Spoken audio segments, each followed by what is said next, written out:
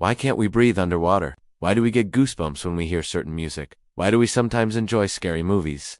Humans are strange. And with over 7 billion people on this planet, it makes sense that there are so many things about us that scientists simply can't explain. So here are 7 weird behaviors and habits that scientists can't explain. Some of these might be relatable to you, others may not make much sense at all. But if you stick around until the end, we'll leave you with one major question. Do you experience déjà vu? No. 1. Yawning. It's something most of us do every day, but surprisingly, scientists don't know why. In fact, researchers don't even agree on what yawning actually is. Some think it's a form of breathing, while others consider it a behavior or a reflex.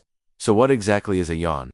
The truth is that scientists don't know for sure. Researchers did find that yawning could increase our alertness in some circumstances. This could explain why you yawn when you wake up or start a task. However, we also yawn when we're tired, and yawning seems to be contagious too. All of these facts suggest that there's more to a yawn than meets the eye. Scientists continue to study yawning to understand its purpose, but for now, it's just another one of those strange things humans do that scientists can't explain. No. 2. Hiccups. We all had them as kids, but most of us stop hiccuping as we age.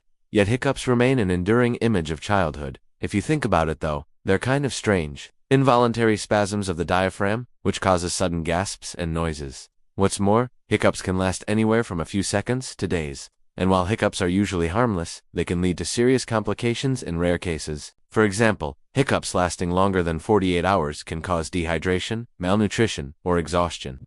Despite their prevalence then, scientists still don't know exactly why hiccups happen. The good news is that most bouts of hiccups go away on their own. But if you ever have hiccups that last longer than 2 days, seek medical attention right away. No. 3. Goosebumps. When we're scared, nervous, or excited, we get goosebumps. It's a reaction that happens and while it's common for kids to get goosebumps, adults experience them too. You might get goosebumps when you watch a suspenseful movie, listen to your favorite song, or give a speech. It seems like a strange response to these situations. So why do humans get goosebumps? Well, it has to do with the evolution of humans. Back in the day, our ancestors had more body hair than we do today.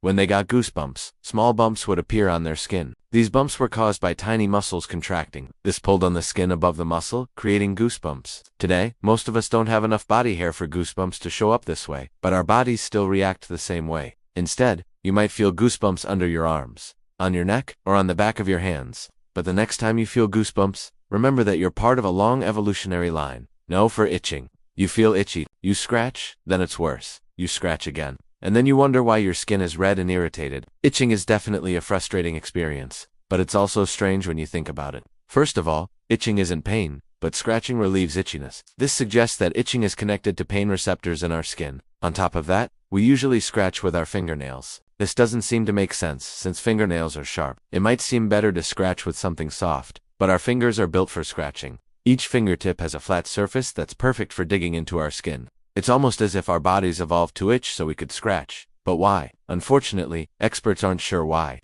They believe itching might be a way to protect our bodies from parasites, but they're not 100% certain. Regardless, itching is certainly a strange habit that scientists can't explain. Number 5. Crying. Did you know that crying could help relieve stress? Many of us cry when we're sad or upset, but tears can help us in other ways. Crying could also help release physical tension and could even boost our mood. That said, crying is still a bizarre habit. Take tear stains, for example. When we cry, our tears can stain our cheeks and the skin underneath our eyes. But why does this happen? Some believe it's because our tears contain salt and water. This is similar to seawater, which can stain boats and docks. That explanation might seem logical, but salty water shouldn't stain the skin, so it's likely that there's another reason.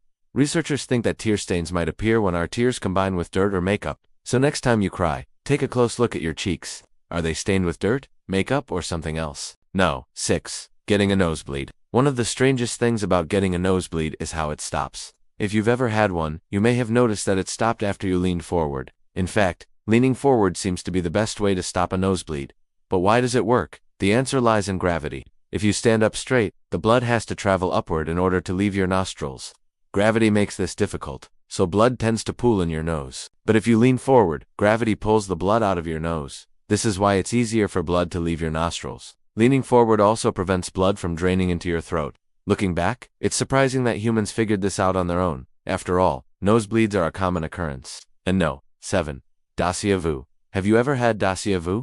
You might have experienced this phenomenon and not even known it. Déjà vu means already seen in French. It's when you feel like you've already experienced the situation you're currently in. You might be walking down the street and suddenly feel like you've walked this path before. Or maybe you meet someone new and feel like you've met them before.